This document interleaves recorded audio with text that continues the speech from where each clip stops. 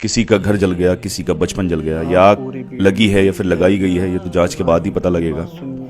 अगर लगाई गई है तो फिर उन्होंने इन झोंपड़ियों में आग नहीं लगाई है, अपने सुकून में आग लगाई है। गरीब भी इंसान होते हैं, उसी खुदा के पैदा किए गए बंदे होते हैं, उनको भी जीने का हक होता है, जो आजकल लोग नहीं समझते। गरीब को कीड़ा मकोड़ा समझते हैं ये तो बस इन्होंने गरीब बनकर कोई बहुत बड़ा गुनाह किया है।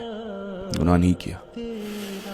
ये गरीब जो होते हैं ना, खुदा के बहुत करीब होते हैं। इनकी आहें ऐसी होती हैं कि जो खुदा तक डायरेक्ट जाती हैं। जो कुछ नहीं कर पाते उनसे डरना चाहिए, जो तुम बदला नहीं ले पाते उनसे डरना चाहिए, जो तुम्हारा कुछ नहीं बिगाड़ सकते उनसे डरना चाहिए, क्योंकि उनका सीधा कनेक्शन खुदा से होता है।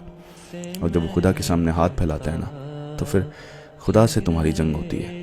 और खुदा से जब जंग होती है तो फिर दुनिया की कोई भी ताकत नहीं जीत सकती। 250 झोंपड़ियाँ जल गईं कुछ घंटों में, वो सारी छत जल गई जो किसी गरीब का कभी घर हुआ करता था, जिसमें वो कमा कर वापस जाया करता था, जिसमें वो उसके बच्चे उसका इंतज़ार कर रहे होते थे। वो गरीब जो शायद कुछ माल इकट्ठा कर रहे थे, कुछ पैसे भी जले हैं उसमें, सामान जल गया है सारा, जो शायद वो इकट्ठा कर रहे थे कि वो शायद अपने बच्चों को पढ़ा सकें, बच्चों की किताबें, बच्चों के सारे सामान, खिलौने, कपड़े सब जल गए।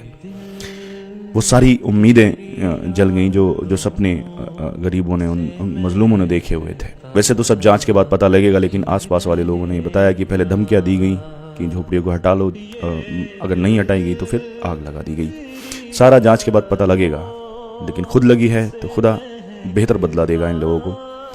लेकिन अगर लगाई गई है तो ये आग सिर्फ इन झोपड़ियों में नहीं लगी है, उन्होंने अपने सुकून में लगाई है, अपनी किस्मत में आग लगाई है। क्योंकि किसी गरीब को उनके टूटे फूटे घरों से बेघर कर देना, ये सीधा खुदा से जंग का ऐलान होता है। और खुदा से जब जंग होती है ना, तो फिर आप कितने भी अमीर, कितने भी ताकतवर क्यों ना हो, खुदा के सामने तो नहीं टिक सकते।